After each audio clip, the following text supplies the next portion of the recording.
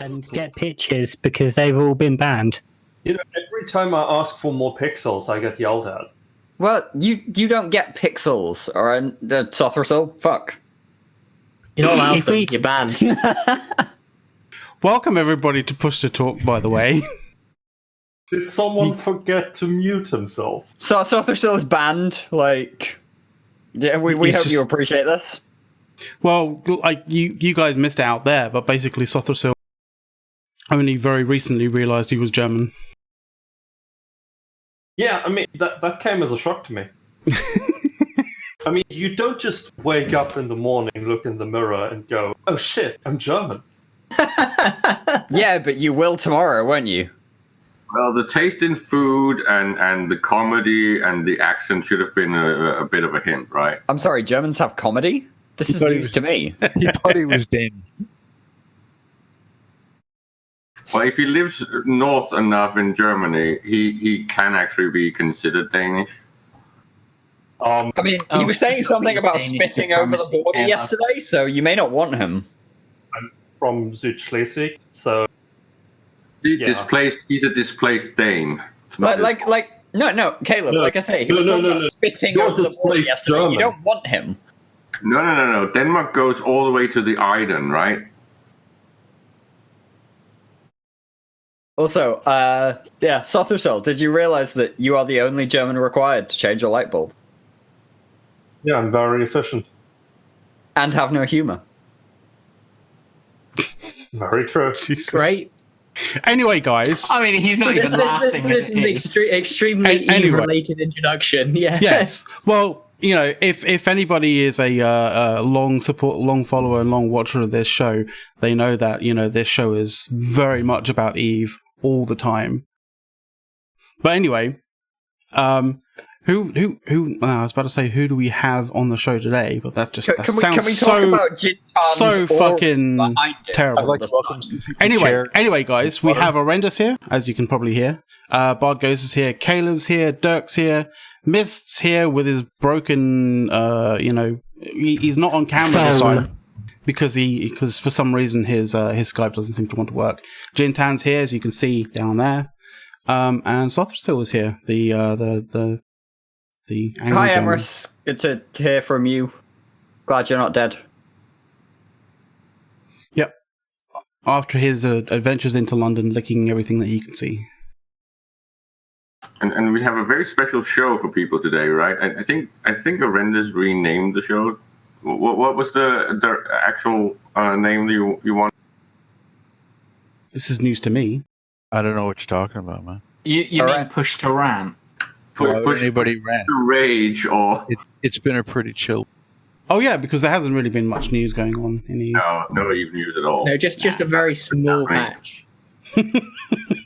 Not even a patch. Surgical. They haven't patched anything this week. Like, well, that's not true. They patched something on Monday, which is weird. Can I just say before we start in on everything else, patch days on Monday is not cool. that's Wednesday next week. I'd just like to point out that I think it's kind of cool when CCP is deliberately and personally trolling INN. First, they trolled Dirk with the whole Drifter thing and make him No. And now they apparently have targeted Horrendous. I think it's kind of good. Caleb, they have been triggering me ever since they decided to drop their fucking copy editors. It's because you're so easy to troll, dude. Just Dirk copy is edit easy, your bullshit. Why would you expect a company worth $400 million to actually, read what they write, Dirk? That's just you're really overestimating them here. Because I read what they write. They could pay me to do it. Yeah. Stop being damn overeducated. I'm absolutely overeducated for my role. Yes. Push to talk. I'm raging. Rage edition. You know their target audience. Push to talk, raging about shit, and then turning around and going, "I wonder why we never get any good-looking guests from CCP." Oh, you Well, we say had that guests like the last 2 weeks. exactly, did you man. not watch last week, Mist? No, I did actually. had I'm fully amazing aware. guests. I say that with tongue in cheek. Of Miss Jordan's oh. here trying to suggest that he didn't like the guys who've been on Push to Talk recently.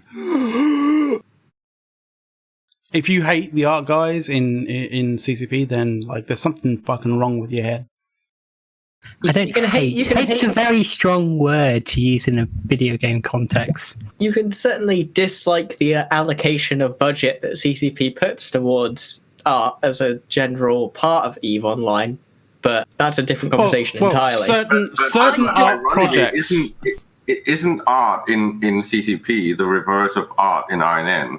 Like, the art guys in CCP are pretty much sitting around waiting for everyone else to do shit, whereas in INN it's the other way around, right? Just get it done. Just get it out there.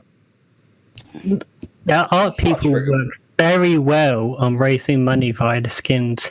I like how capital ships have been taking an absolute pounding in the patches after they've been selling skins after skins after skins for years. Like, well, they're not buying capitals on super capital skins anymore. Nerf them to the ground. All right. So apparently you can't sell a Titan to save your life right now. I joked earlier that are we going to go through this point by point, but we probably should go through this point by point. What I want to say initially to start off with is thanks to Xandril for the Twitch Prime sub, and also to Sikander Cole, by the way. Thank you guys. Anyway, carry on. So yeah, for those who don't know, one of the big topics this week is that dev blog right there. Just drop that in Twitch chat for people. Boom! There is also this wonderful forum thread, which is a follow-up to the dev blog by CCP Rise. And that probably has a beautiful amount of salt in it. Oh, just for context, can we go back to the day that it actually launched? Because I have never seen the EVE community explode like that before, ever. Here's how you go. They're keeping the buff to T2 ammo. Yep. Right, so, I'm answering a question in Twitch chat, but basically, to give you a rough overview, resistance modules, apart from the damage controls and reactive armor hardeners, are being reduced in terms of their resistance addition by 20%. Bunch of capital changes. So super carriers will no longer be able to field support fighters. Plate bonuses that super carriers and Titans have in terms of roll bonuses are being reduced. Massive changes to heavy fighter stats. Capital cap boosters apparently are being limited to 1 per ship, but they're not because CCP can't figure out how to implement that properly. Sub-capital changes. Tech 1 battleships are getting an increase in base HP and scan res, and actually, as it turns out, all battleships are getting that. The Mutant is getting some irrelevant nerfs. The Eagle is getting some mostly irrelevant even nerfs. more relevant nerfs, yeah. Nope. The Loki and the Legion are getting touched a little bit. Changes are actually a lot more extensive than you realize. Hey, well, you can go into that in a minute, Orendis. Fucking let me cover the changes real quick. The Loki and the Legion are getting touched a little bit in terms of power grid. The Loki deserved these changes. In a bad way. Touched badly. The Loki deserved these changes. The Legion did not. The Legion is perfect as it was. Thank you very much. Just because it's your favourite ship doesn't mean it avoids nerfs.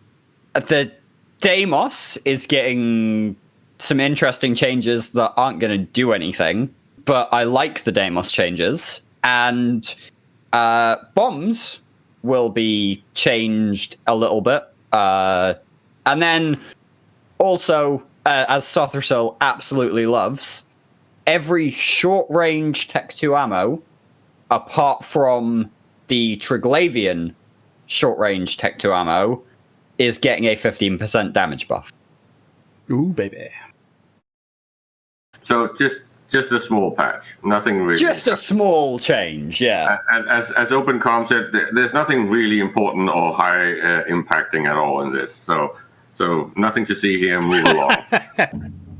Emrys, I would give you my shit.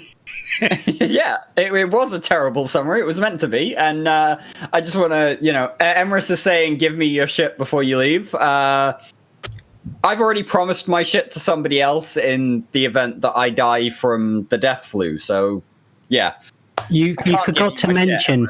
You forgot to mention one of the biggest capital changes that are coming in this patch. That's actually already been implemented. Which change is that? Capitals can't take gates. Oh, yeah, no, we're not indulging on mecha idiocy here. No, Mist, go back in your hole. Wait, did that actually happen, or? No. Oh, Mecha made some comment about that they can't take gates. He didn't mean it literally. He meant it in the way of if they try to, they're just going to get dropped. The Reddit thread was hilarious. I just want to go ahead and that must have exploded. Yeah, let's not front load too much with the all mecha fun because there's going to be more of that 2 hours or so from now, right? Yeah, the Mess Show has all mecha on that. It's going to be fun.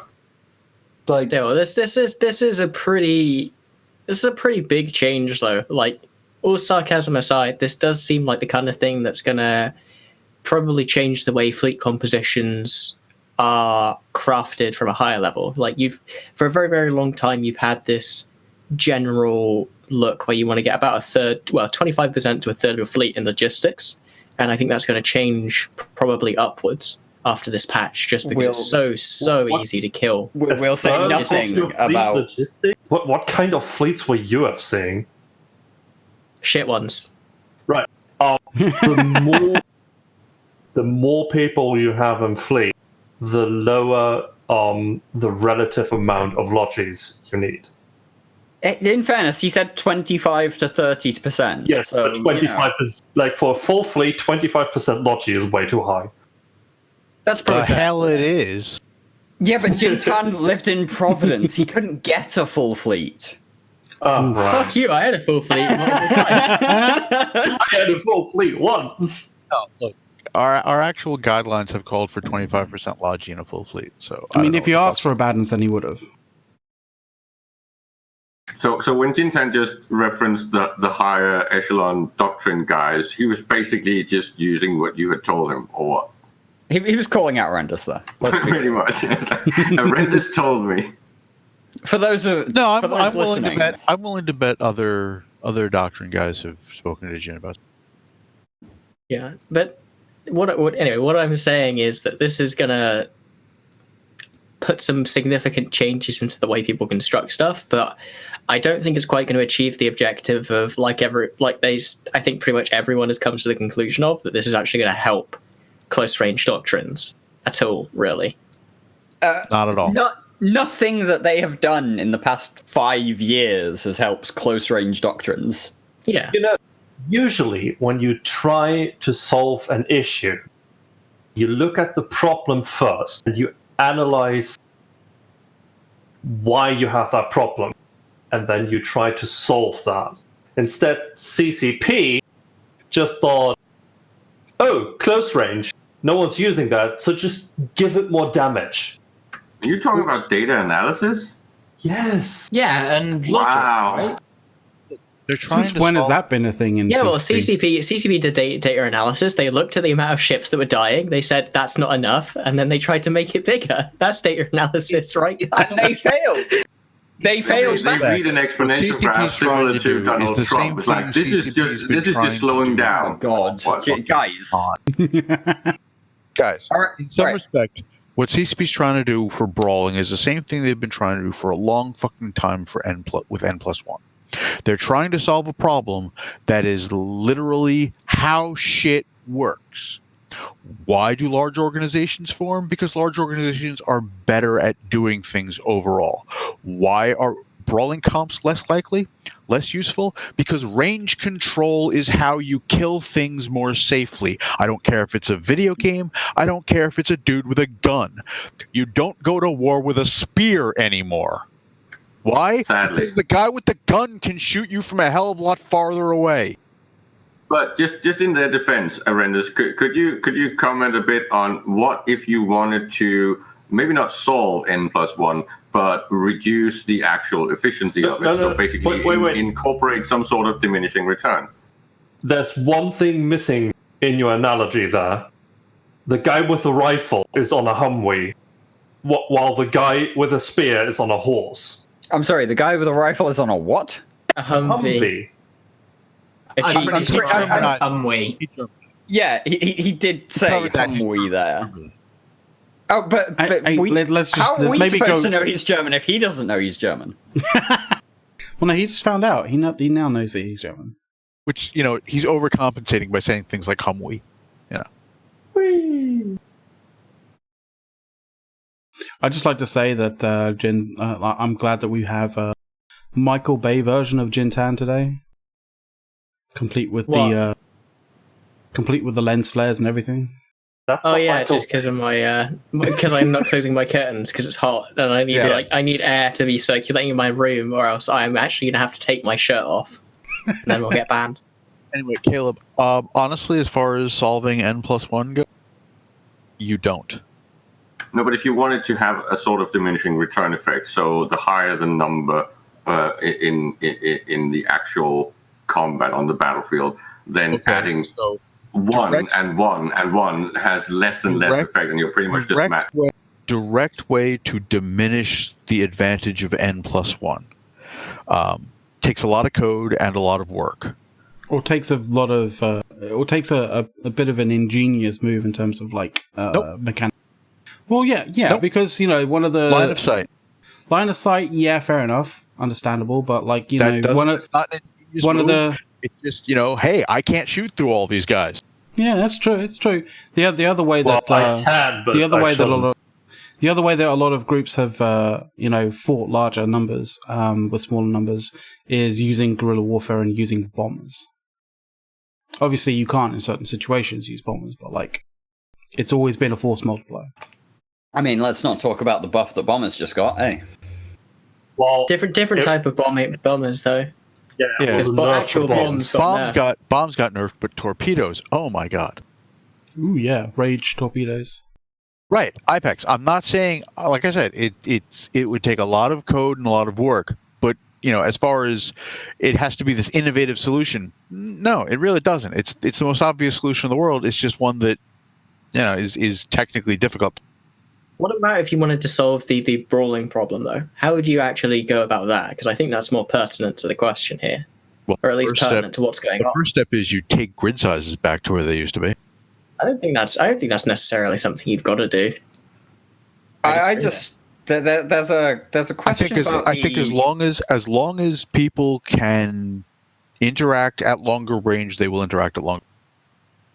There's a question about the efficacy of long-range weapon systems, in fairness. I mean, missiles are a weird edge case in this, but... Travel time would also be a good way to go, yeah.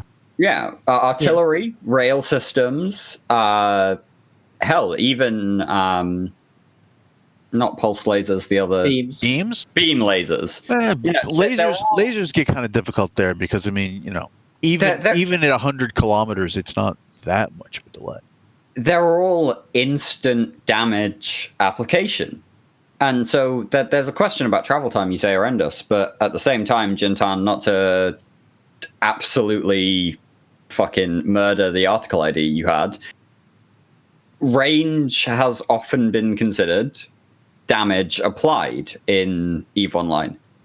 But the actual equation that you end up working through is that if you are at longer range, yes, you apply less damage overall.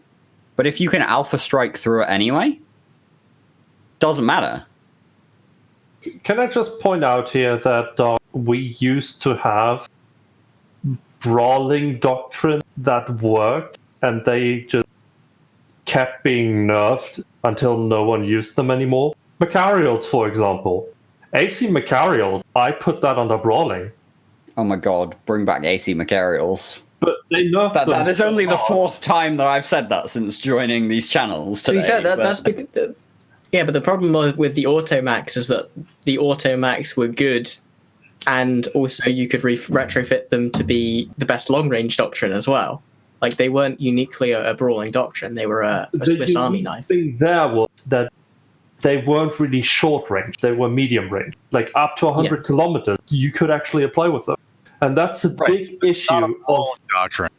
Yeah, it is a brawling doctrine, but it can apply longer. Fast enough to chase cruisers and battle cruisers. Yes, it was overwhelmingly good, but the issue is that they took away the ability for you to brawl. In fairness, actually, let's go back to this. How many FCs in the latter years of Macarials were actually using AC Macarials? I was, Sothersil was. I don't know of that many others that were. I seem to remember NC using AC Tempests when they're going after super kills. But that was way back. The thing is, you just don't get an advantage for using close range weapon systems, and this doesn't change that, because this only gives you an advantage, when you're in the perfect situation for you already. You do get an advantage, Jint, but you only get it if you can stay in that area. Like, if you can stay close enough to be effective, that's when you get an advantage. The actual advantage you get is so tiny, though. Like, if you compare... Like, if you look at the DPS, say, of pulses at 0 versus the DPS of beams at 0, they are functionally identical. And it's the same with... not quite the same with blasters, and definitely not the same with autos, but autos are just crap to begin with. You can't really use them in a fleet setting, outside of when you're using something that has double fall-off bonuses. Oh yeah, there was absolutely a question that it was easier and simpler and just overall less effort to use the artillery version of Macarial doctrines compared to AC Macarials. And this is why I was saying, how many FCs were using the AC Macarials? But at the same time, they were a lot of fun to run. They actually challenged people in order to get them doing different things, probing and making sure that you were calling the right ammos for the right ranges with those ACs. With artillery, you can call EMP in a Macarial and be absolutely fine up to 130 kilometers? It's dumb as all get out. The big issue I see here with brawling doctrines is that they are not fast enough to deal with the quote-unquote long-range stuff or the kiting stuff. Mutants, for example. You can't keep up with mutants. So how are you supposed to brawl them? I don't think it's quite about catching up to them, because I don't think having brawling doctrines being super fast is the optimal state of things. But the problem is that they don't have the ability to pick stuff out of the actual formation of the hacks and then do damage to them, or use E-War to force them in closer. They don't have any way of interacting with these faster doctrines, because there basically are no good armor E-War carrying doctrines right now. Well, there's also an issue of E-War spread, right? So, for example, if you're using let's say a pretty heavy and tackle doctrine, obviously nobody's using it right now, but say, for example, back in a few years ago, using Proteuses for scrams, right? The issue with all of that kind of stuff is the the efficiency of the amount of of the spread of all of your tackle, right? Most of the time people will tackle you won't tackle an entire fleet, you only tackle like a few of the ships, etc. Yeah, you could go for tackling the anchor point, the anchor guy, but they'll if the fleet that you're fighting isn't in any way efficient, they'll swap anchors, so you will have an issue there. But I think one of the other things, one of the main things when it comes to brawling doctrines versus kiting doctrines is you're never gonna basically be able to have all of the brawling or the mainstay of the brawling fleet, having that has a tackle mod, be able to effectively spread that tackle on every single one of the on every single ship or on the majority of the kiting fleet. It just doesn't happen because people don't know which ships are tackled and which ones aren't. If that because on the problem though. Well, it might be an FC problem, but there's also a way that the overview could help with that, because when you're getting attacked by various different things, you get notifications as to what's on your overview, literally on your overview list, as to what's what's tackling you with what, right? If you could see that in general on the battlefield, if that ship is being tackled rather than if that ship was tackling you, then that would be better to be able to understand and be able to apply a better spread of e-war or spread of tackle. That's actually pretty fair. If you did have the ability to see remotely what ships were scrambled, it would be a lot easier to spread tackle, or at least for individual pilots too. That's probably a good way of doing it without changing the game balance. Because we already have the notification as to what's scrambling, what's webbing you, and stuff like that. You see it literally above your capacitor status, right? In that area. Yeah. Also, that's a QOL thing. There you go. Kaka, get on that. That'd be fantastic. No.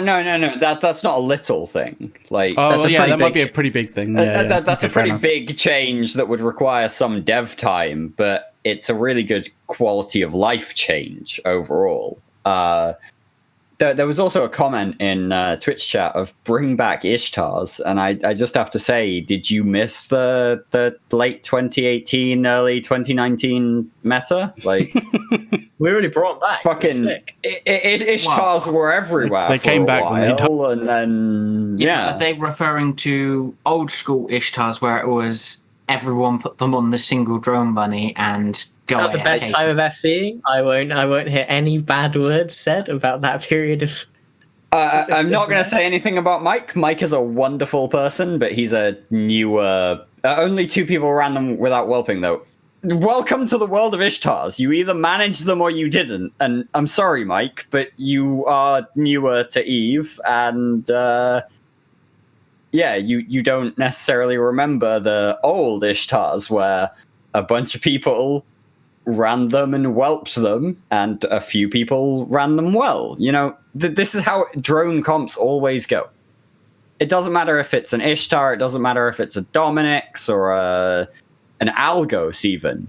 If you're running a drone comp, then there is always the question of, if you get hard countered by smart bombs or anything else, you're fucked.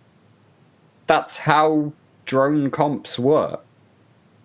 You've got to be very specific.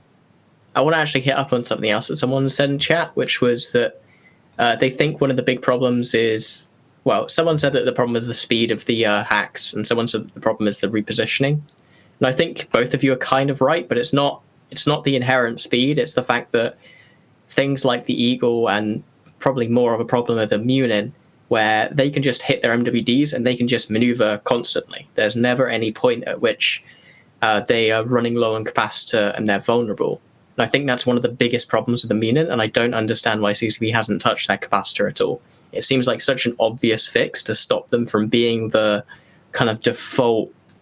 well, they don't need the capacitor as much, so, Well, it doesn't... Totally, but it means that if if you make it so that a fucking Munin can only hit its MWD for 4 minutes, you're not going to be using that in a strategic sense as much anymore because they lack the tactical flexibility in terms of locationing. Sorry, in terms of positioning. This is exactly it. Like the Munin combines both what we were talking about earlier in terms of range equals damage applied, but also the Alpha Strike thing. Like the artillery Munin can alpha things, subcapitals at least, up to battle cruisers off the grid without even blinking, and they just keep going. Yep. Like, this is why they're so strong. This is why they were so strong years ago. This is why they're so strong now. They run around a grid. They never stop. It's difficult to get tackle on them. You know, you have to bring in things like... say a Harpy fleet in order to get hard tackle that can keep up with the Munins, and they just delete things from the grid.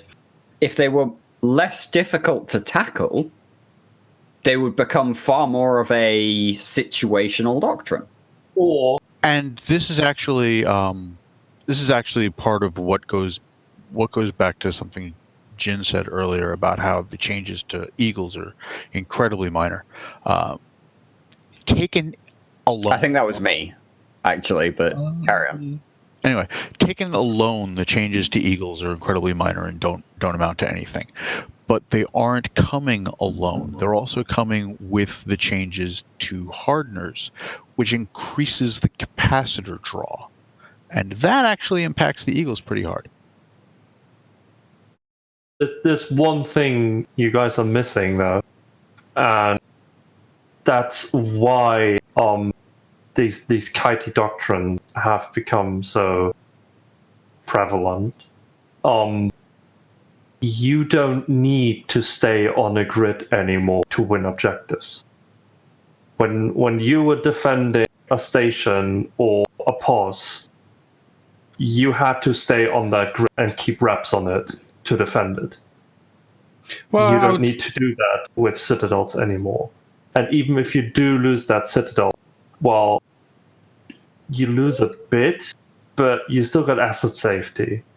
The area in which you can move on a citadel grid where you can actually where you can impact the actual objective is much bigger than previously as well. That's something that I brought up in my Raven article a while ago, but it's still an important factor for pretty much any fight. It's huge. Is the fact that you're looking at least a 47. I can't remember what I calculated it as, but it was like a ridiculous thing, like at least twice the size of an old POS-based grid, because a POS is you're fighting over. You have like attacking fleets have so much room to be able to just maneuver and just start attacking the same location. So you have to be maneuverable. The moment you start talking about a Fortizar grid, never mind a Keepstar, by the way. Exactly. You can drop shit wherever the fuck you want all around, and people have to respond to that. But even a Fortizar grid is insane. Yeah, and that means that you can't sit somewhere with your short-range doctrine and occupy like a decent percentage of the field. You have to be on top of them to actually do anything. It decreases the amount of space within which you can be effective compared to the total area of space where the battle is supposed to happen.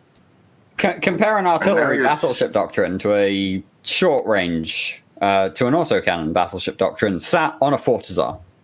An artillery doctrine can reach out to 170, say. 170 kilometers compared to the autocannon doctrine, which, if we're going with Sothrasil's Macarial autocannon very generously, is hitting 100 kilometers. But around a Fortizar grid, you've got the model plus the actual range as well. The artillery is just so much more useful, and that long-range doctrine then becomes king, because you can maneuver less to get more overall coverage of the area. You're sneaking into the whole context of this patch, right? The fact that this is not in isolation. There's a lot of things down the pipe that have been kind of hinted at, and we know some of the things that's coming, right? You mentioned the whole thing with asset safety. We know we're going to get an asset safety rebalance very soon, right? Do we? So, yeah, it's pretty much on their grid of stuff they want to touch this. Okay, Caleb. Even if we don't take it in isolation, even if we say, hey, there's more changes coming, let's wait for those. The way they are doing this is absolutely dumb. I'd say it's actually the opposite. Let me finish. Okay. German. They want to see more battleship. Right? They said that. But if you actually look at the numbers, the battleships are being hit way harder by the resistance nerf than the hacks. Like never mind the ability to build the battleships. Yeah, exactly. The Mutant loses like 4.5% of its EHP, right? A battleship loses somewhere around 7 to 15%, depending on which one we're talking about. Actually, that's the thing, McLeod. While we're talking about numbers, can you go ahead and whack the numbers that Sothrisol threw up earlier on the screen? Yeah, those are really good, actually. You make it sound like it's so easy. Hey, I'm just asking if you can. I'm not trying to pressure you or anything. I mean, you could make a new scene. Aaron. We can just read them off anyway. Like, fuck you, Soth. I don't like that. Incompetent is totally an option. I am entirely incompetent. It does amuse me. It does amuse me. Oh, the only actual battleship that you have on here that's a Tech 1 battleship is the fucking Mega as well. Well, I only put our Doctrine ships on that.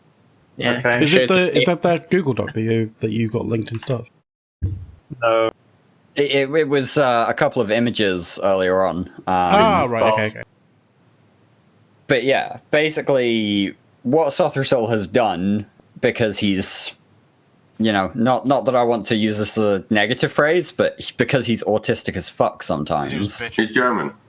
He only found out he was German today, Caleb. That's true. Get with the program. Because he's autistic as fuck, Sothrisol went through that is Goon Swarm's strategic doctrines, and went through every ship in our strategic doctrines. Or every major ship, I assume. I'm not seeing, like, T1 Logi frigates there. But, Harpies and Jackdaws and Feroxes and Vultures and Megathrons, etc. And he went through the EHP that they had prior to this upcoming change and post this upcoming change. And every Doctrine ship that GSF has that isn't a Harpy is looking at somewhere between 4% and 19% reduction in their overall EHP. It averaged out at 20, right? No. With a rough glance at this, it averages out at somewhere in the region of 8 or 9% reduction in EHP. Which actually brings up an interesting point with the dev blog that CCP posted. Because the dev blog actually states, word for word, that damage for bombs will be reduced by 20% to roughly match the loss in EHP associated with the resist module change. So, where the hell are CCP talking out their asses from this time? I thought the damage reduction on bombs was basically to. No. You're right. It was intended, I assume, to match the reduction in resist module effectiveness, but that's not what they've said in their dev blog, and it doesn't actually work out with the maths that players are doing. So they took one number off. They took one number off, which was minus 20 resist. So they're increasing the damage, reducing damage by 20. What more do you want? Apparently, it's a bit small, McLeod. Do you want to try and make it a bit bigger? Yeah, we don't care if you cover Jintan's face. That's fine. Yeah, it's fine. No one needs to see it anyway. The thing is, though, Mist. It seems if it covers your face, you can take your shirt off, then can't you? Now, if it covers Jintan up, Don't encourage him. What link to Mist? But yeah, basically what this does though is it punishes ships that have more slots. That's what this change does in effect. It punishes the ships that have the most slots, because the ships with the most slots are the ships that are most likely to fit the active resistance enhancing modules. And that's why you see this layout here. It very, very clearly, there's a very, very clear correlation between how many slots this ship have and how much fucking tank does it lose. Because the Mutant has 4 slots in its mids, and it's only losing, under 5%. You compare that to, say, the Megathron that's losing 10% because it has twice as many slots in its lows. There's another thing that's showing up here, hidden by that. You're very low, Arenda. There's another thing that's showing up. It's kind of hidden by that, and by the slot issue. And the Mutant is an outlier because it's a hack. It's got the ADC and it's got T2 resists. Is that Amar and Caldari? Racial bonuses aren't affected. Galente and Minmatar racial bonuses for tank are for local reps, which the effectiveness of them is directly impacted by the reduction in resists. But the native resists on Amar and Caldari hulls, those don't care at all. Here's a counterpoint. Which is why Mutant, that is before ADC. Yes. That is before ADC, and that's where the slot layout comes into play. The Mutant only uses one hardener. One invul. Right. So, that's what Jin was saying, but it's also got the native T2 resists for Minmatar hack.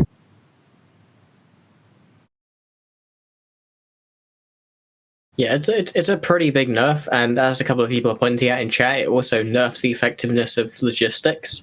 And that was why I was saying I expected we're going to use probably more logistics in the fleet to begin with, just because you're going to need to be able to keep your logistics above the point where they can't get shot dead. It's not only logistics. Its incentivoid, its goal seems to be to at least increase destruction numbers in a considerable way without necessarily destroying gameplay. It's also command ships, by the way. Let's also keep in mind that some of these command ships have been massively weirdly balanced for years. So you mean unbalanced? You're talking about the Sleipnir versus some of these Vulture numbers here, is just... like the ones that we're seeing really high. These were ships that already had a large number of EHP. So the larger the pool, the greater the greater the spread. But this is back to what I took away when I heard your comments on it, and this and I think Sword Dragon also talked about it yesterday on Open Comms. This whole patch seems to be very much outside of the normal turning of knobs just to make something king of the field, right? This is like trying to fix something massive and at the core, but in a way that doesn't necessarily tip the boat. And it's that it sounds to me like everyone has analysis and opinions, but I don't think it sounds like anything is actually broken. It's just changed. I don't necessarily think that this is an attempt to do massive changes without necessarily tipping the boat. This goes back kind of to something that I was talking about with Rattati 2 weeks ago, I think it was, where we were talking about the idea that everything's kind of been left to go to seed for too long, and the yard is completely overgrown. That if we look at EVE Online's ecosystem as an untended lawn, basically everything has gotten overgrown. The bamboo has come in, and the only way to get bamboo out is, and trust me, I know this, is to burn it all out, rip up the ground 6 feet down, and start over. Literally dynamite, right? Have you tried getting a band to remove it? Dynamite is a bad idea. You wind up spreading it all over the place, and it will grow from the tiniest little fucking scrap. But I spent a good 15 years fighting bamboo in my yard. Trust me, you do not want to do anything stupid like dynamite. Why didn't you just get a panda? He says this. I can't import them. He says he's not from fucking Tiger King, okay? He's not nearly that redneck enough. Lol.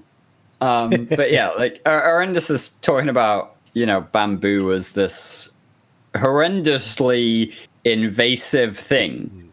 And honestly, the fact that he's talking about the way it reacts to explosives kind of sounds like Horrendous has some experience with how this goes. Look, But this stuff will go underneath 3 feet of concrete, across a street, and come up the. This thing will go through your pool liner to try to find water.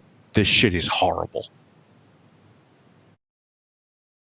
You sound like you're fucking having a Vietnam flashback. he really does, doesn't You he? okay? No Like, idea. do you need some counselling? Do we need to get like a herbal therapist for you? You Or? have no fucking idea. Right. I'm serious. I've fought this shit for 15 years in my backyard trying to get rid of it because it's an invasive species. Like, it's not even legal to plant here, and somebody 3 yards away planted it and just ignored it because they didn't have to worry about it. Most of their backyard was their fucking in-ground swimming pool, so there was only like an 18-inch strip it could be in their yard, but everybody else had to deal with it. I think Frankie Salvo wants you to actually relate it to Eve. So just out of curiosity, which species or which ship would you most equate to fucking bamboo? No, see, that's just it. It's not any one thing. It's all of it. Everything has gotten so out of control and so overgrown because the way they've been approaching their changes for so long has just been, well, we're just going to take this little change in isolation and see what it does. And that doesn't work. You can't make little changes in isolation and expect to have any idea of how it's going to impact things or have any idea how 6 or 7 little changes in isolation taken a year later will all have interacted. That's why the whole looking at how these things fit together was so important with Rattati. And yeah, at this point, they're looking at just, no, I'm sorry, we have to burn it back. We've got to burn it back and try and bring it back in a managed way. In fact, I want to say that, like, despite of all the other patches, right? The fact that prices are changes for everything, and the fact that the utility of our structures is going to change. We're going to get asset safety changes. We're going to get a structure rebalance pass. We're going to get all these things, and they're all just lying in wait.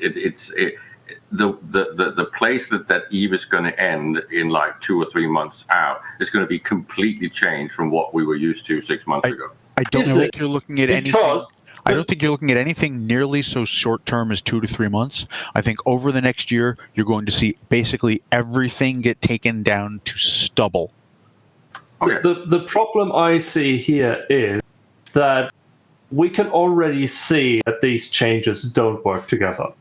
I mean, first they take null-sec minerals away, and then all of a sudden they expect us to use the most mineral-intensive. No, Sath, I think you're looking at this. No, they think that we have insane stockpiles of minerals. They're not wrong. To use up. They think that we're going to use up. That's the thing where they might be wrong. Yeah, they think we might actually use them, but the thing that you're seeing, Soth, is again, you like Caleb are looking too short term. You're saying these things don't work together. Well, these things may not work together in and of themselves as an ongoing system, but these things work together to bring everything crashing down to where they can reach. Well, that's pretty much what I'm saying. We are a completely new game, and we are already doing that now, right? It's just not the impact has not hit yet, but I'm saying that we're already going to feel like everything is fucking new 2 to 3 months out, and they keep doing this, as you said, at least for the rest of the year, because they can't roll out these changes. This is the ambition level they're working on. It's massive, and I have not seen anything like this from CCP ever. Right. We are in the Firebreak area. This is the next year or so is the Firebreak, and we're gonna have to basically either stand in the fire or get the hell out. at least while it's going on. Do you think it's the second Chaos Era, Jin? I don't think this is the second Chaos Era. I think it did end. I think the first Chaos Era absolutely did end because CCP fucking stopped doing anything because they fucked shit up. And I hope that they have learnt their lesson, and it seems like they have. Like, for all the fact that we've just spent saying, hey, this change doesn't actually achieve any of the ends that CCP wanted it to achieve, as far as we're aware. It's a decent change. Like, I don't think any of us can actually say that we really dislike the things that have changed outside of the effort that we've had to spend coping with them. Like, it's a step in the right direction. It's in the right direction. Like, some of the changes are a little bit too much of an overstep in the right direction. Some of them are a little bit, short.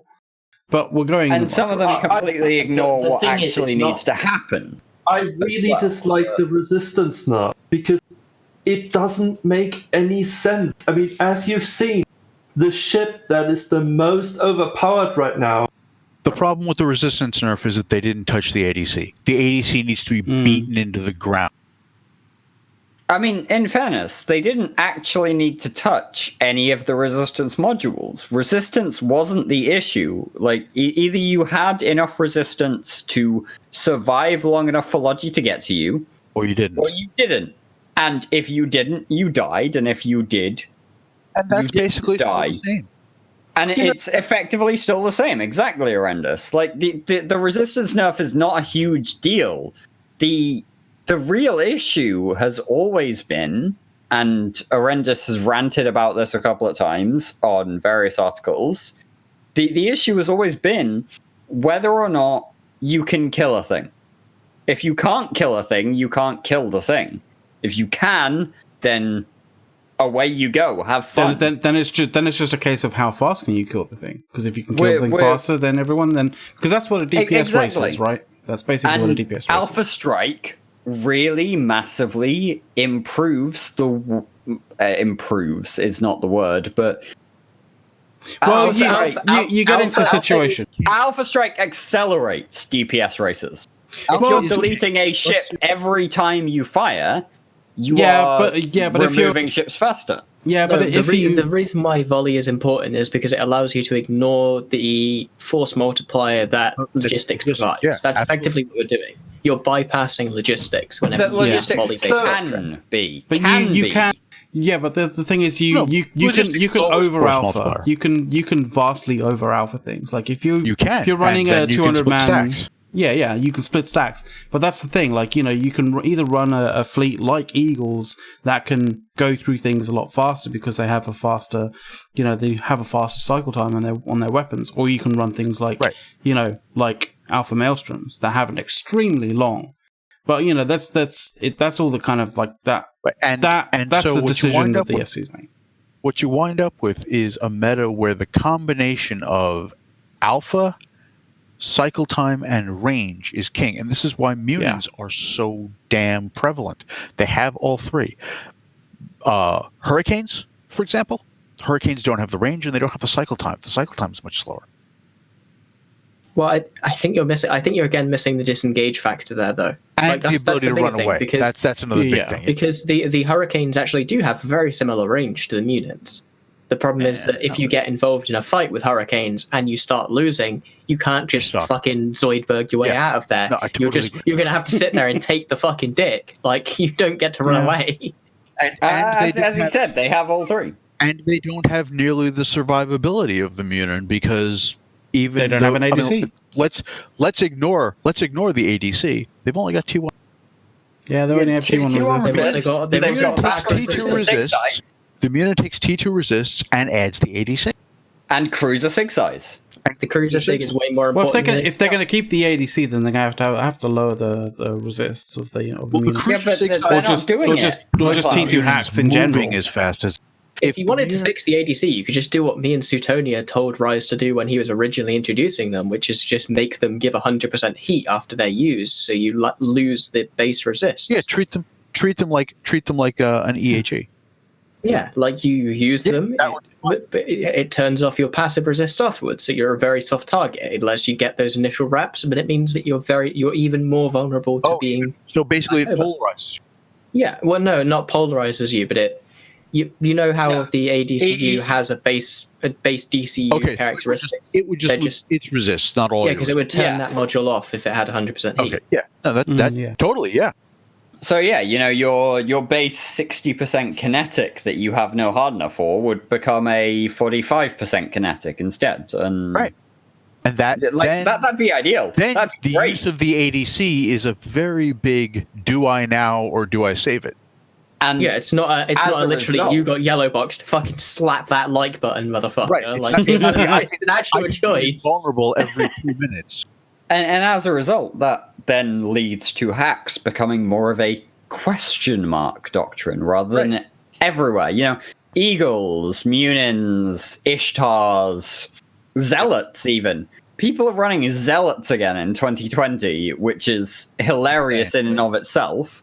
But, if an ADC didn't provide those resistances in the same way as Jintan was just suggesting, then away we go with fucking battleships again. Away we go with battle cruisers again.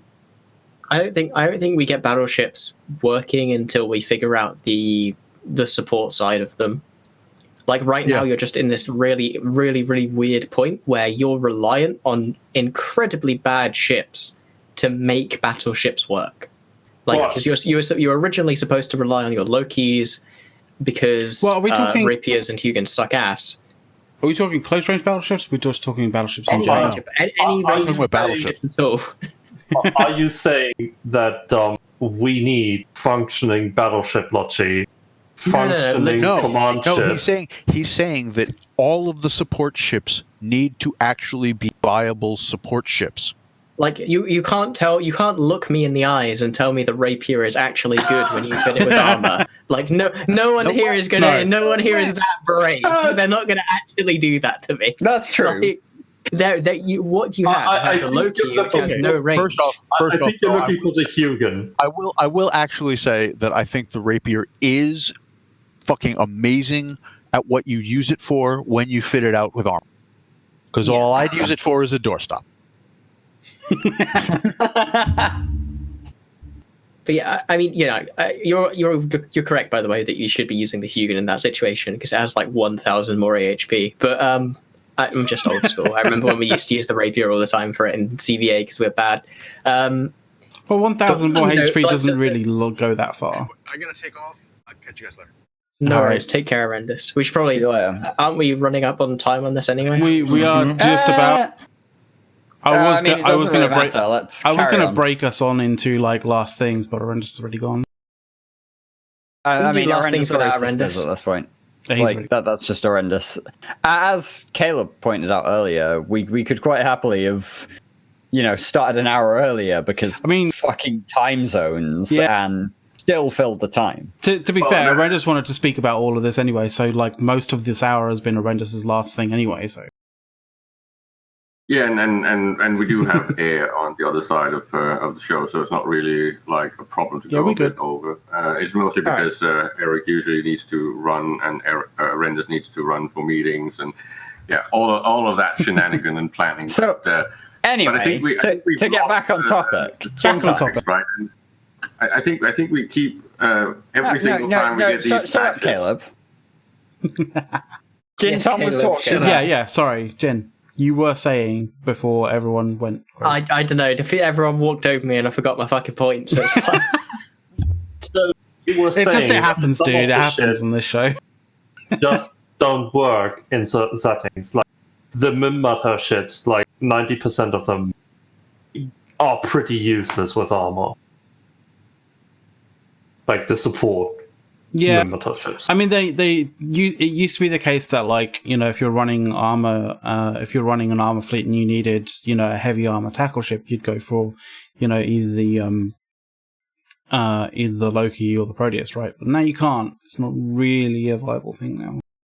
Yeah, like I just use other ships then. Jesus, the problem is there are no other ships with bonuses to what we need. Like, give me a heavy webbing ship with a range bonus. I'm waiting. Yeah, your options are basically you use the Loki, you use the Loki, which doesn't have the range to be in any way effective when you're talking about battleships, 50 kilometers is just not enough. You use the rapier, which ranges up to like 80k with heat. That's good, but it also dies to a fucking mouse's fart. Or you use like a Balgorn, which has the same problem as the Loki. You don't have the ability, like maybe even if there was an armor ship that had a bonus to paints that was like actually tanky, you could maybe make the argument that that might work, but there just isn't anything like that. You don't have the ability to make these battleships apply to the smaller ships in any reasonable range. That you just don't have the support for that existing in the game.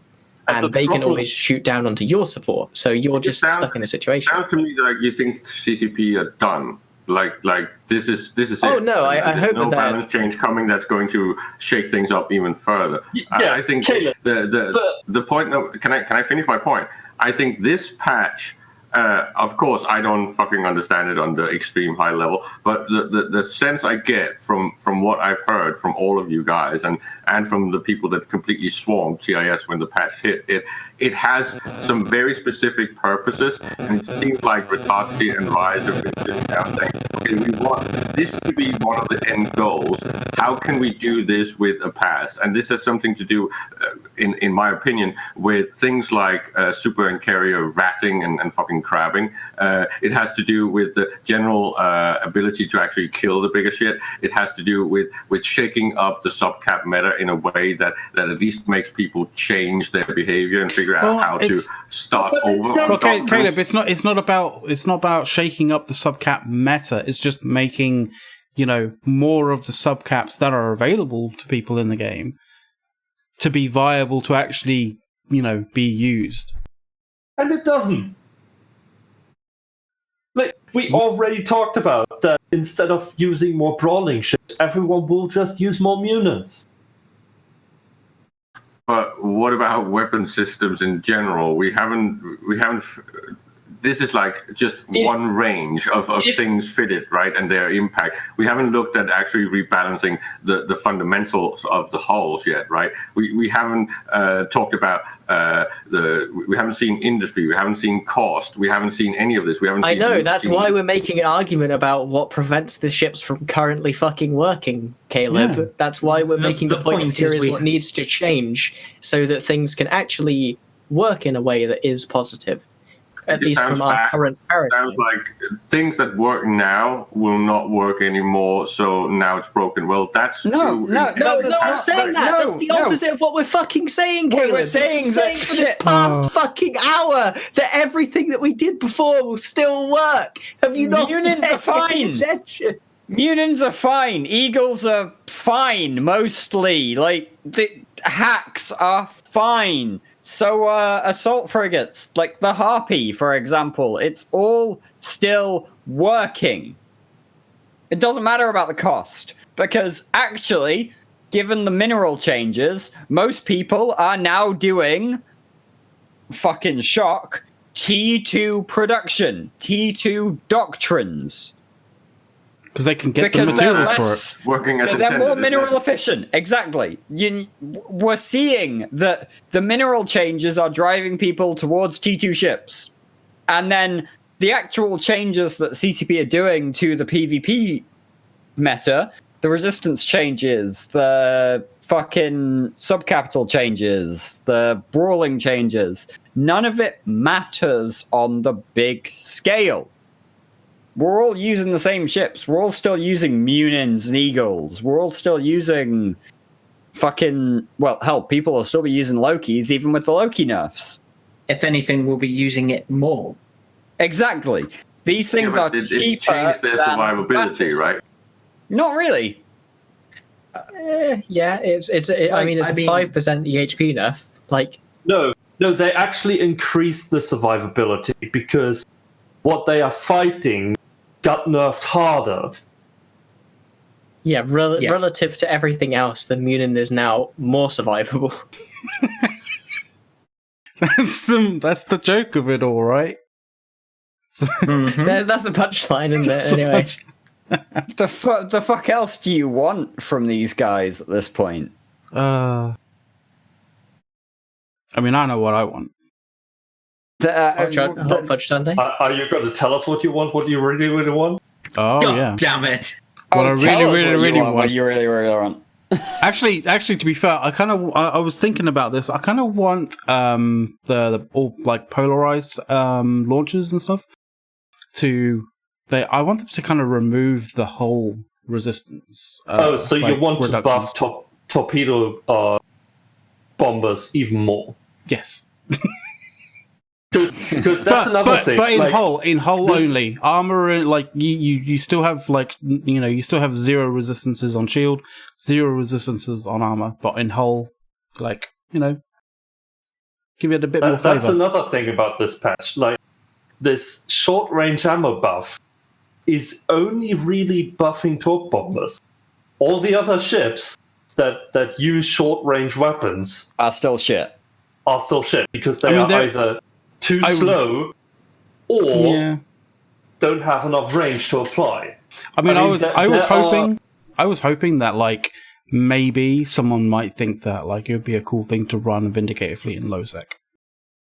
I mean, to be fair, while we're on the topic of short range ammo, CCP buffed the EHP. Actually, no, that's wrong. They buffed the raw HP of freighters on a rough community concern that people would be ganking more. Yeah, with T2 guns. The T2 guns. And I mean, I'm not saying that people weren't ganking with... In fairness, people were ganking with T2 guns.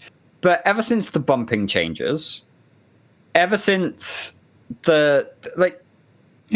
massive organizational ganking doesn't exist anymore. CCP already killed it. And yet they're buffing trying freighters to bring back something that's already dead. Like, the CCP are buffing freighters, even though institutional ganking is dead. They killed it already. They don't have to kick us in the nuts about it. Well, CCP just like taking too many lessons from Game of Thrones and thinking it applies to their game balance or something. Pretty much. It just feels like they're trying to tweak stuff, and I'll give them credit for it. It's just that this doesn't feel like it achieves the ends that they have stated they want to achieve. That's the problem. Like, let's put this in the entire issue. Yeah, let's put this in perspective. They could have done a fuck ton worse. Yeah, they could have done. Yeah, and they have done a fuck ton worse. 2016. Exactly, and they have done a fuck ton worse back in the day. So in retrospect, this kind of patch is not that bad. It's just they've kind of they've done a few swing and misses, but Can we visit that for a second? What would be phase 2 in something like this? If they were doing this in stages, what would stage 2 of something worse look like? What would be next? Something worse. If it was something that was going to have a bigger impact, right? What would then be phase 2? I mean, realistically, if they wanted to improve things, phase 2 is touch hacks. Well, I mean, let's talk about what Caleb's, I think, getting at here, which is look at the objective that's being tried to achieve here, and then roll that forward. What's the next stage in it? And it's pretty obvious what the raw intent of this patch was, and that's make stuff die more. So how do you make stuff die more? Well, they probably could introduce anti-RR rays or something like that. That would probably be the next patch, like some sort of Triglavian E-War that would reduce resistances or something along that vein. I think it's simpler than that. I think it's simpler than that. The next thing in terms of making things die more and actually having bloodier battles is take a look at every long-range weapon system. No, not even that. I'm going to go back on what I've been saying for 3 years on the show now. Give us something to fight over. No one cares about Fortizar. No one comes to defend it. People come for the fight. They don't come to defend that random Fortizar. Back in the day, if you had an R64 pause reinforced, you came to defend that. Even if you had bad chances, you would still bring some bombers to shoot at shit, right? Actual meaningful conflict drivers would be that's exactly what's in the part, right? That's is it though, Caleb? Yes, that's it is. key 3. Key 3, you can add. No. Oh my god, it's missed. Okay, this is phase 2 of things like regarding resources, right? This all ties into that rollout scheme, and you put the value back on things like the moon mining platforms, and you put the value back when you changed assets. But they're not. But they are. No, they're not. Why do you keep saying this? This is just annoying to have people scream this at me every time. You've seen the fucking hints at the roadmap. You've heard them talk about this. You know pretty much what's down the pipe. It's things like changes to asset safety, things to jump ranges and fatigue. It's things like insurance. It's things like structure timers. We know these things are down the pipe. It's just what order would you roll this out in? And this is where I totally disagree with Sot. I think CCP is... I'm not done. CCP is actually rolling this out in a pretty good order and priority. I don't agree necessarily with the composition of each patch, because I think they are putting too much of the same type so they get bad data. But the order of how they're rolling this out seems very fucking sane. Caleb, according to the CSM member Dunk Dinkle's most recent post, you cannot get enough minerals to build a single battleship from a colossal anomaly in nullsec. That was called the squeeze, right? That's pretty much what we're... That's the thing. No, that's a fact. It's not called a squeeze, it's called a shutdown. And here we are. Told that. That's not news. Yes, but here we are, Caleb, seeing the idea that CCP want to buff battleships. They want to buff close range things. They want to see more destruction. But they're not giving us the ability to replace the ships that we're destroying. That's kind of the point, Dirk. If we can't replace the ships that we're destroying... If they put the value back on structures, that's exactly the incentive for you to go and destroy it. But they also want us to actually deplete some of our massive stockpiles. If Horrendous were here, he'd be talking about super capital umbrellas and the way super capitals work, because you don't get into a super capital slugfest anymore on the basis that you have to have your super capitals to defend your own space. You can't afford to lose them. And now CCP are doing this whole thing with mineral nerfs, which means that we can't even afford to lose battleships anymore. We can't afford to replace them.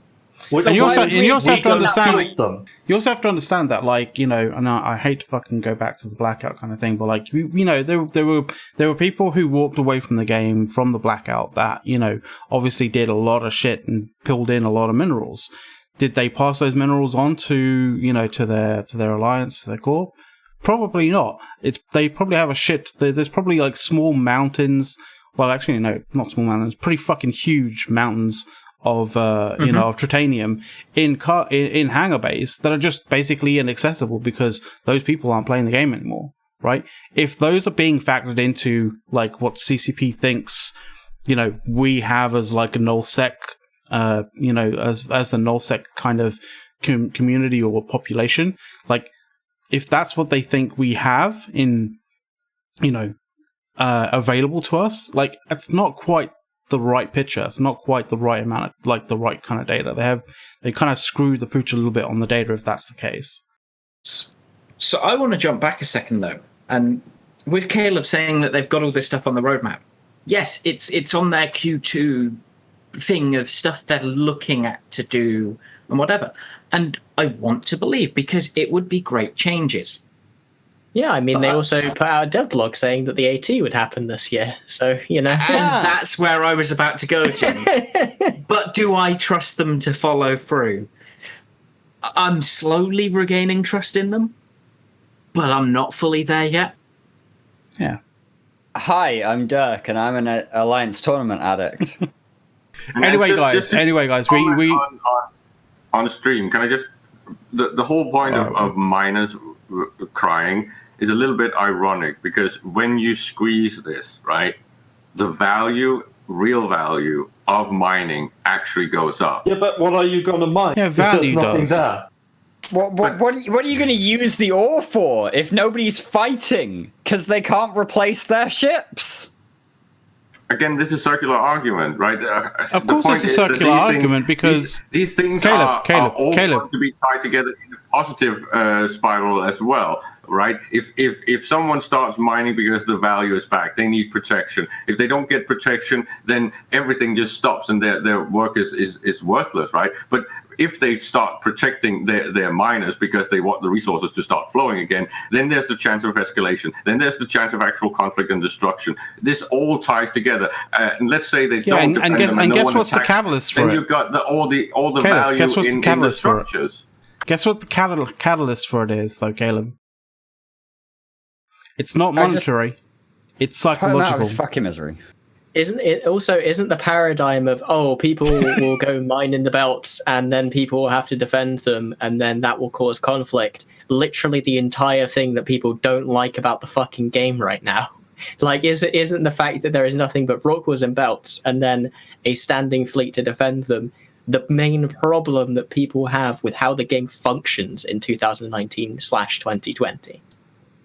You make crabbing easy mode, right? And then you got all the dedicated specialists in crabbing to fuck off because the game was just not fun anymore. So there's no interdependency. Basically, the PvPers were starting to shit on anyone that was not F1 monkeys or willing to actually do PvP. That's fine. The problem is when you chase away the sheep and then you complain afterwards that there's no sheep to kill. You pretty much did this. Right, this is what we've had for the past 5 years.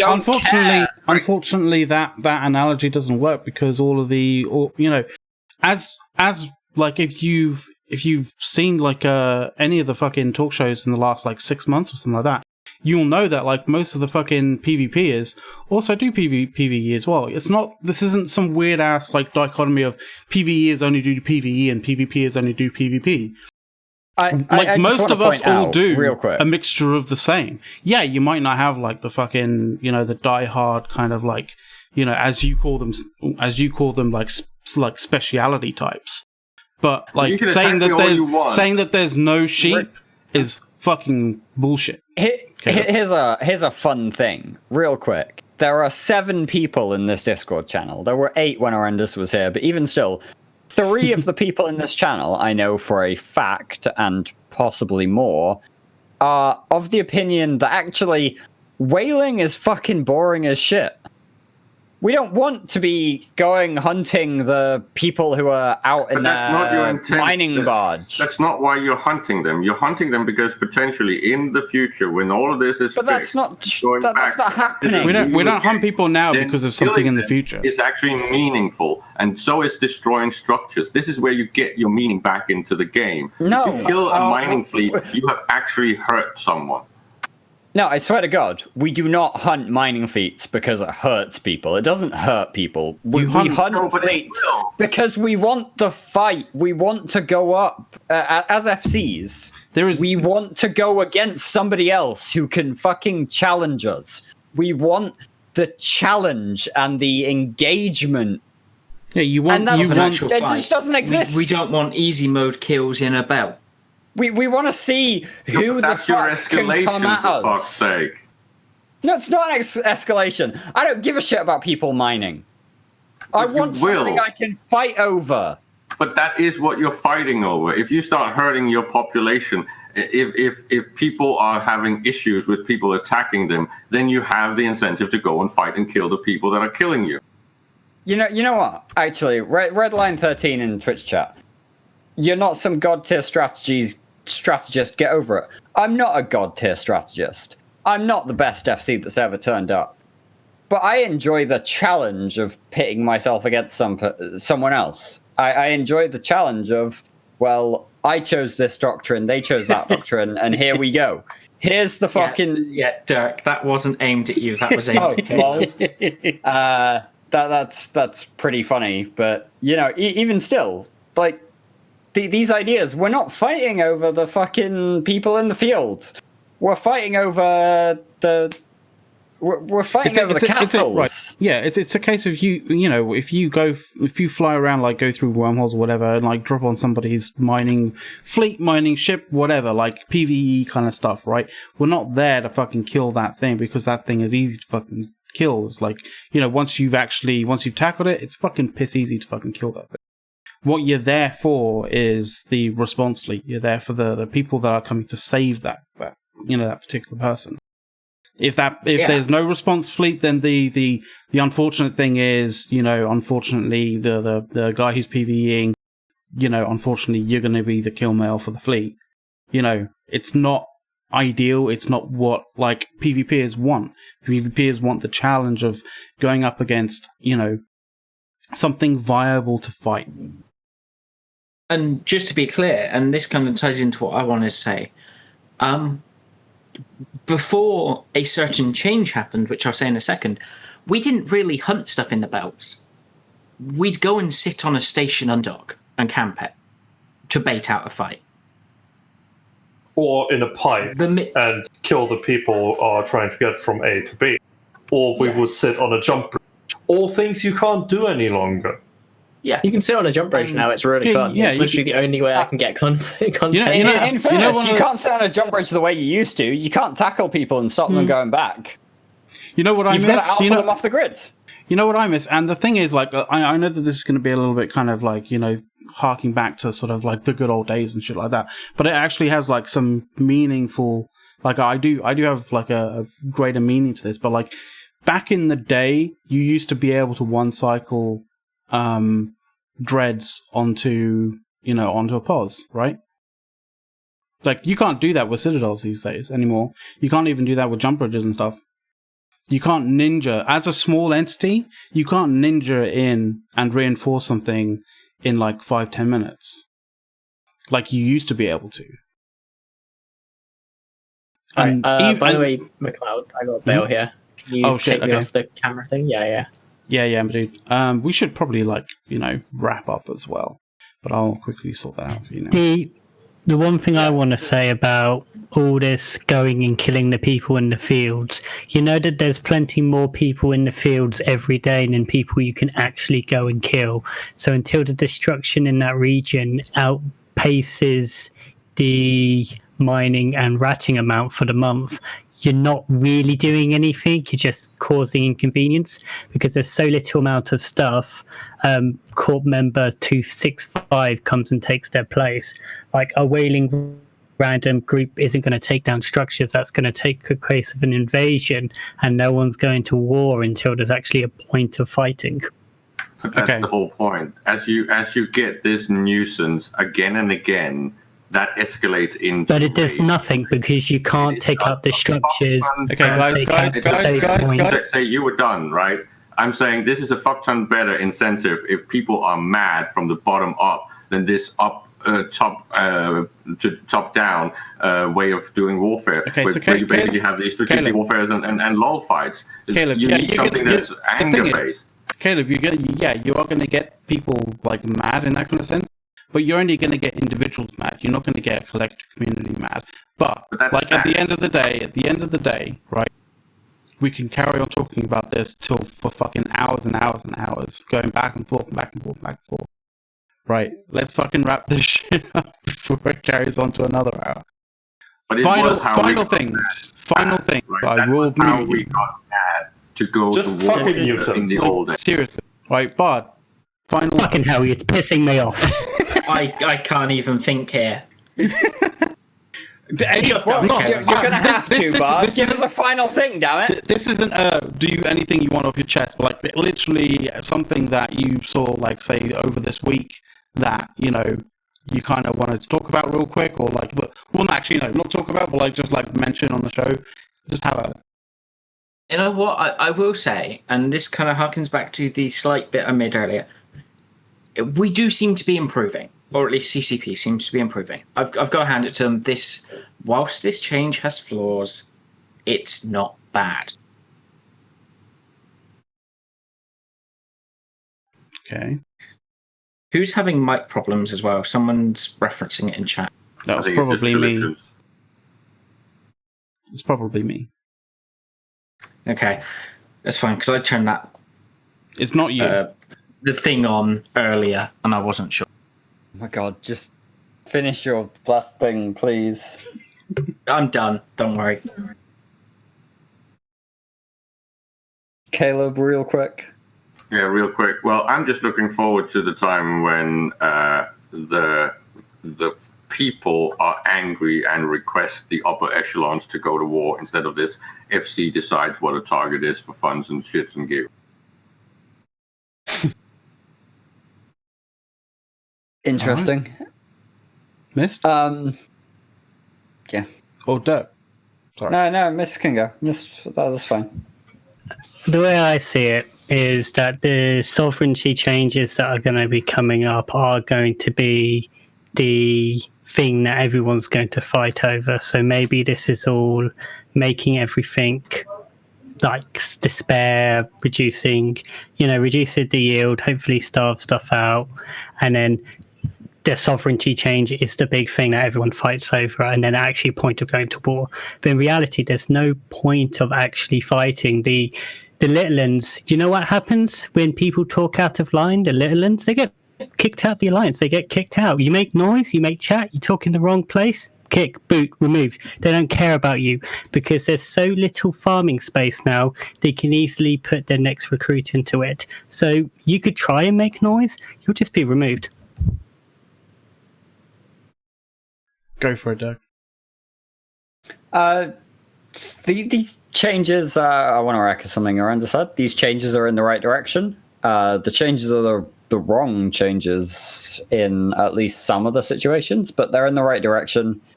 And I hope CCP can actually figure out what they want to do in terms of actually creating fights.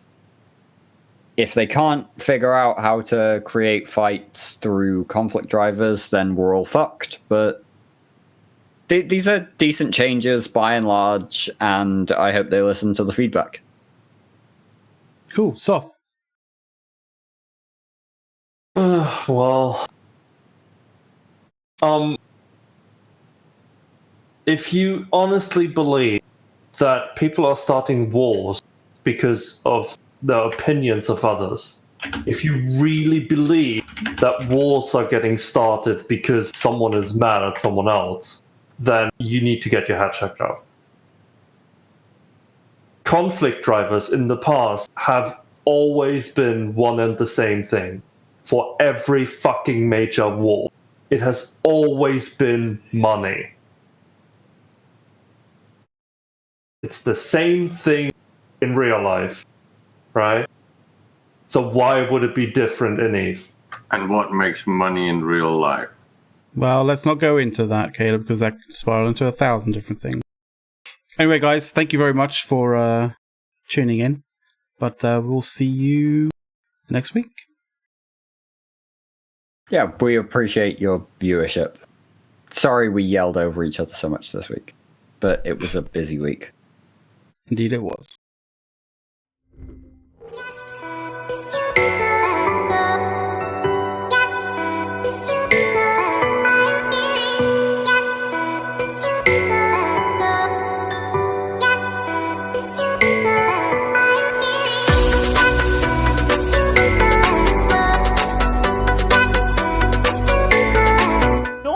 For the permit. I don't care if you buy a permit. Do you know how little I actually care if you have a permit?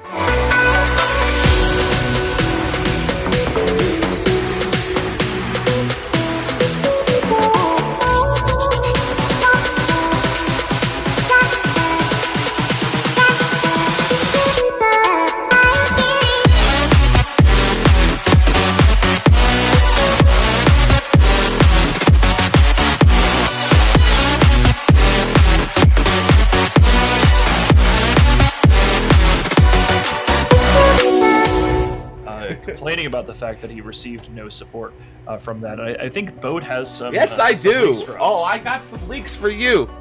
It's like simple shit like that. Nope, simple shit like that. If he can't answer that, I need to break in because I need more original every week. That's a goal. Do you really actually get paid for that? Because you deserve money for that last one. That one was a fun thing set us.